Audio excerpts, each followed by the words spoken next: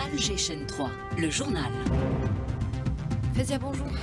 Hadj Al-Moussaoudi, bonjour. Réforme et modernisation. Le président de la République annonce des mesures phares pour la numérisation, la 5G et le secteur agricole.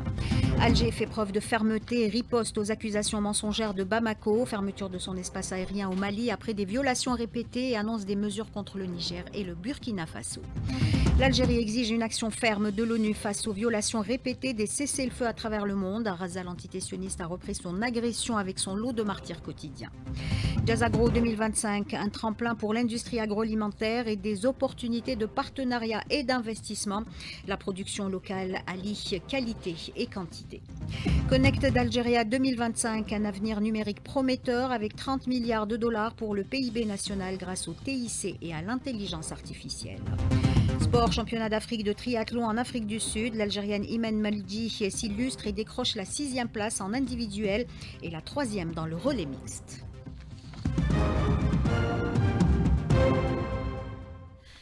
Madame, Monsieur, bonjour et bienvenue dans cette édition. Moderniser le secteur agricole, renforcer la sécurité alimentaire et optimiser les services technologiques du pays. Le président de la République donne des instructions et fixe les objectifs. Un tour d'horizon des projets clés passés en revue hier en Conseil des ministres avec Sofia Boukesha.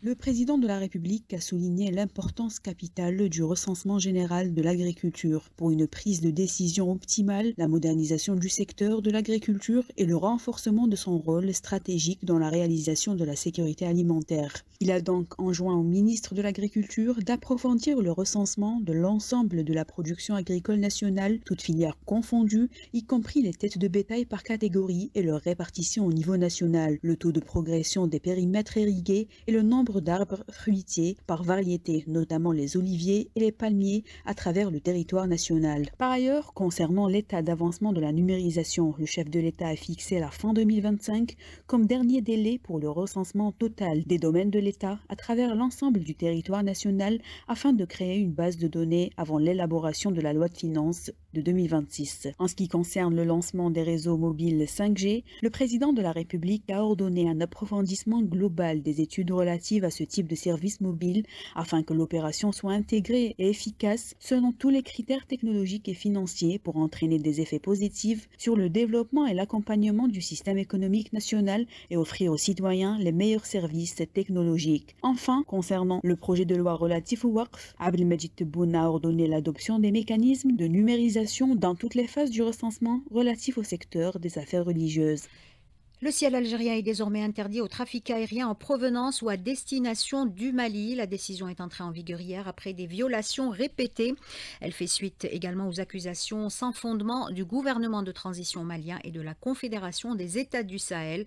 Un communiqué de la diplomatie algérienne fait montre de fermeté et qualifie ces allégations de mensonges visant à détourner l'attention de l'échec des autorités maliennes, notamment dans la lutte contre le terrorisme. Lies Telrini.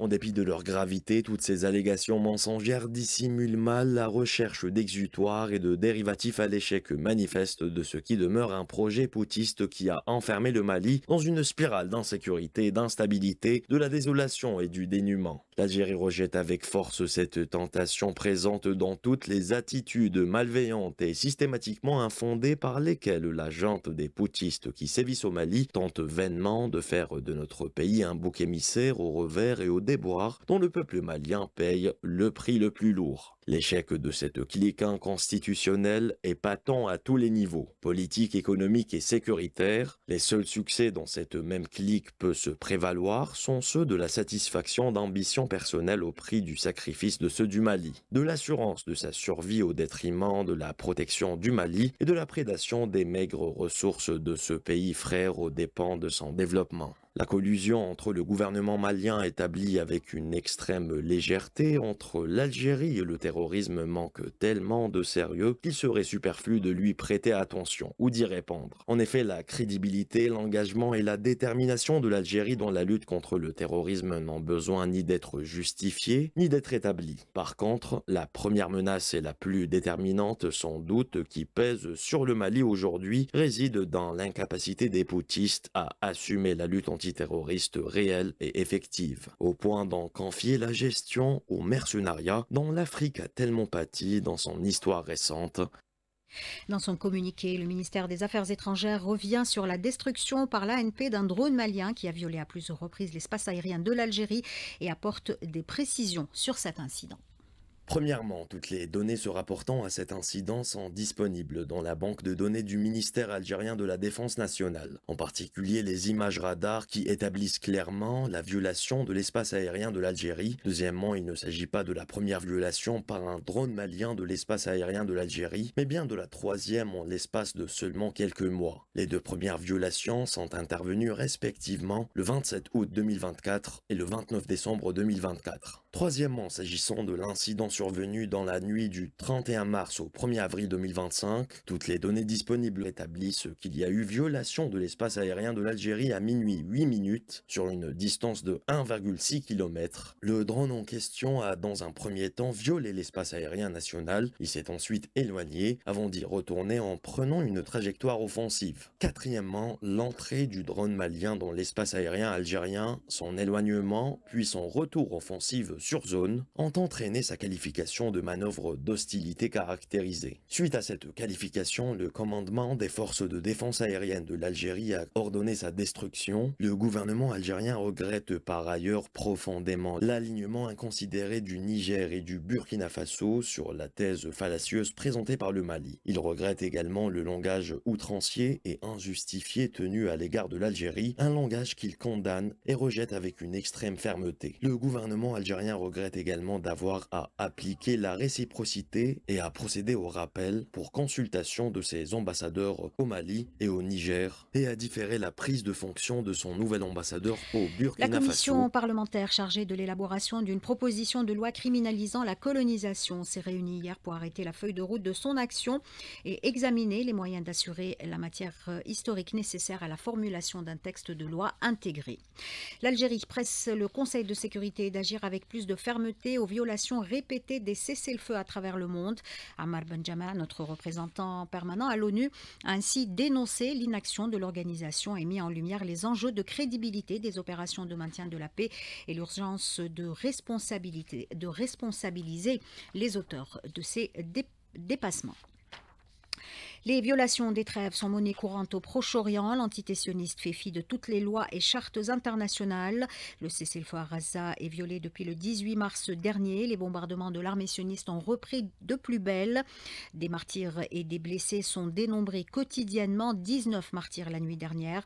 Hier, plus d'une vingtaine de Palestiniens sont eux aussi tombés en martyrs. Une frappe a ciblé la tente des journalistes à proximité de l'hôpital Nasser à Khan Younes. Le journaliste Helmi El-Fekawi a brûlé vif. La vidéo a fait le tour de la toile. Le Hamas a condamné cette frappe, affirmant qu'elle visait à réduire au silence les médias et à occulter la réalité sur le terrain à Gaza. L'ambassadeur de l'entité sioniste expulsé de l'Union africaine à Addis Abeba après que plusieurs États membres aient rejeté sa participation à une réunion sur le génocide rwandais. L'organisation panafricaine a ouvert une enquête pour clarifier les circonstances de l'invitation de l'ambassadeur sioniste. Et des navires de la société Maersk impliqués dans le transport de matériel militaire à Israël accosteront le 20 avril courant au port de Tanger au Maroc. Le Front marocain contre la normalisation et le mouvement BDS Maroc dénoncent et considèrent cela comme une complicité directe du Marzen dans les crimes commis par l'entité sioniste à Gaza. La conférence Med Energy 2025 s'ouvre ce mardi à Ravenne en Italie. L'Algérie sera représentée par le ministre d'État en charge de ce secteur, Mohamed Arkab. Les travaux seront axés sur les enjeux liés à la transition et la sécurité énergétique et au développement durable dans la région. Le ministère de l'Enseignement supérieur lance en collaboration avec la conférence régionale des universités du centre le prix du président de la République pour le chercheur innovant. Un concours avec à la clé un premier prix de 5 millions de dinars pour les projets ayant un impact sur l'économie nationale. Les candidatures sont ouvertes jusqu'au 19 avril courant. Jazz Agro, le rendez-vous incontournable de l'industrie agroalimentaire, se poursuit au Palais des Expositions avec la participation de pas moins de 650 opérateurs du secteur. Entre innovation, échange d'expertise et opportunités d'investissement, l'événement permet aux exposants algériens de faire connaître leurs produits, des produits diversifiés et qui répondent aux normes. Maïssa Smaïl. Dans les rayons des grandes surfaces, les produits de fabrication nationale occupent une place de plus en plus visible. Portés par une demande croissante et des consommateurs plus attentifs, les industriels locaux s'adaptent à la demande. Abdelmajid Ben Rabah, commercial chez Dulcesol. Nous avons une large gamme qui se diversifie entre les madeleines, donc sur différentes formes et goûts. Si nous avons tout ce qui est plancha, donc c'est des roulés, des snacks qui servent au goûter pour les enfants. Et aussi on fait ce qui est salé, donc on fait des pains burgers, les mini, les grands. Et bientôt il y aura aussi des croissants. On a tout ce qui est tendance de s'adapter à la demande du marché qui augmente et aussi on essaie d'offrir le meilleur à nos consommateurs. On est vraiment à l'écoute de nos consommateurs par plusieurs outils et médias. Mais derrière la diversification des produits, il y a aussi le souci de fournir aux consommateurs un produit de qualité, comme nous le dit Faisal Qaboul, chef département contrôle et qualité chez Perfect Snacks, spécialisé dans la fabrication de chips. Notre produit naturel, sans conservateur, sans arôme, sans rien du tout. On assure la bonne qualité de la matière première jusqu'à le produit fini. Derrière cette dynamique, les industriels jonglent entre rapidité, qualité et compétitivité afin de gagner la confiance du consommateur. Et dans l'invité du jour de ce mardi, Nariman Mendil reçoit ce matin Al-Skrishnen, professeur en sciences économiques à l'université de Tizi Ouzou. Il sera notamment question d'emballage économique respectueux de l'environnement. De la culture avant le sport, direction le musée du Bardo, où une pièce exceptionnelle du sud du pays est mise à l'honneur durant ce mois d'avril. Il s'agit de l'écrin tergui, un objet rare et fonctionnel qui témoigne du savoir-faire ancestral des artisans du désert. Fatah Boumati.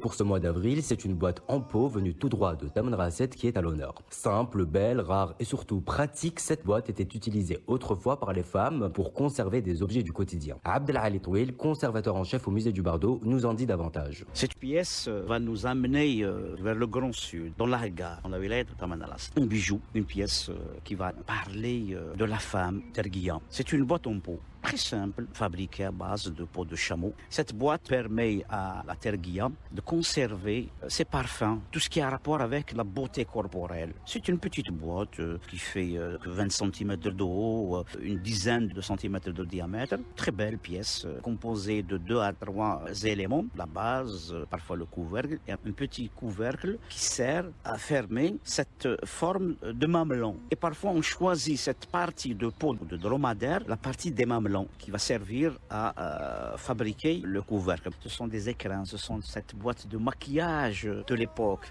que la femme terguia conserve. Elle date du début du XXe siècle. C'est un objet qui fait partie de la culture saharienne, de la culture touareg féminine, de l'identité algérienne en général. Un objet absolument à découvrir, reflet de la richesse et de la diversité culturelle de l'Algérie, et l'exposition se poursuit jusqu'à la fin du mois.